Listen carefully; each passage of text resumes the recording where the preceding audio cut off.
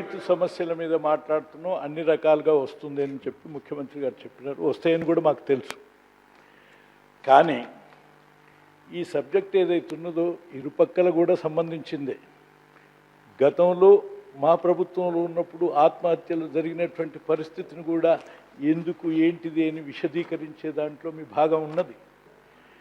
ఇప్పుడు జరుగుతున్నటువంటి పరిస్థితి కూడా ఉన్నది. ఈ రెండు కలుపుకొని కూడా డిబేట్ చేయాల్సినటువంటి అవసరం ఉంది. అందుకని ఒకవేళ ఇది ఉండాలన్నా ఉంటే ఏముంది, ఉండకుంటే ఏముంది, ఉండకున్నా ఏం లేదు, ఉంటే కూడా ఏం లేదు.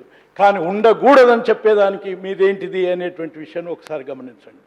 ఉండకపోతే ఇబ్బంది జరిగిందనేది ఏం ఫీల్ అవనవసరం లేదు. కానీ మీకు గుర్తు చేస్తున్నాను అధ్యక్ష, అదేవిధంగా ఈ పాపం మీ అందరిదే. దానికి ముందు ప్రియాంబుల్ నేను చెప్పబోతున్నా అధ్యక్ష ఈ సభకు.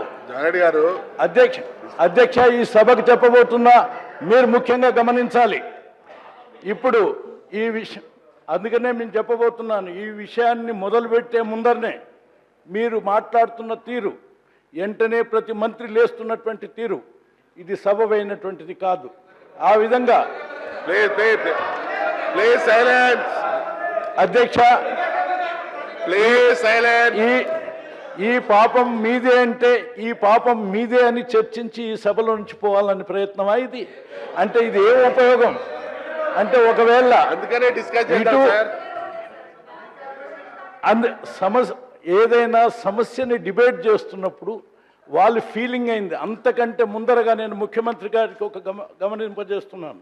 ఇది కేవలం కాంగ్రెస్ పార్టీ సమస్య కాదు, లేక ఏదో మజ్లిస్ సమస్య కాదు, లేకపోతే బీజేపీ సమస్య కాదు. ఇది ప్రజల సమస్య.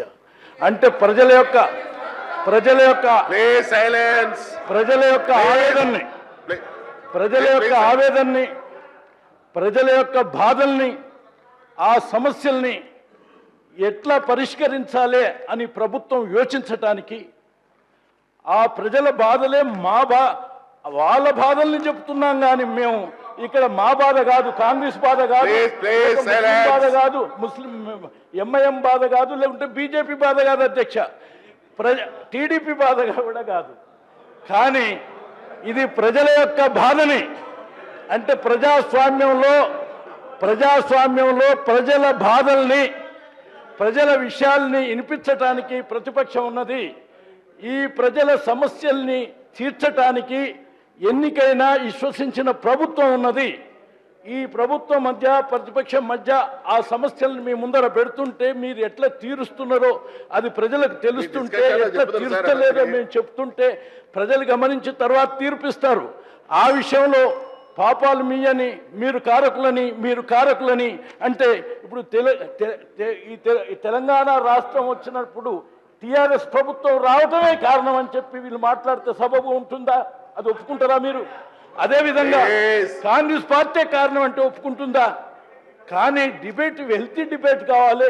ఇది ఆలోచించండి అని చెప్పి నేను విజ్ఞప్తి చేస్తున్నాను అధ్యక్ష. ఇది ముఖ్యమంత్రి గారికి మీకు ప్రత్యేకంగా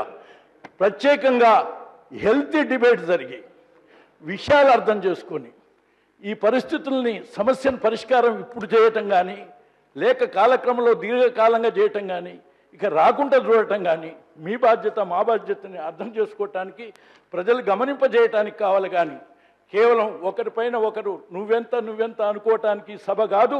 అటువంటి ఒక ప్రయోగం కానీ, అటువంటి పదజాలాలు ఉపయోగించి కానీ ముందుకు సాగితే ఈ సభ సజావుగా జరగదనేటువంటి విషయాన్ని మీకు గుర్తు చేస్తున్నాను అధ్యక్ష.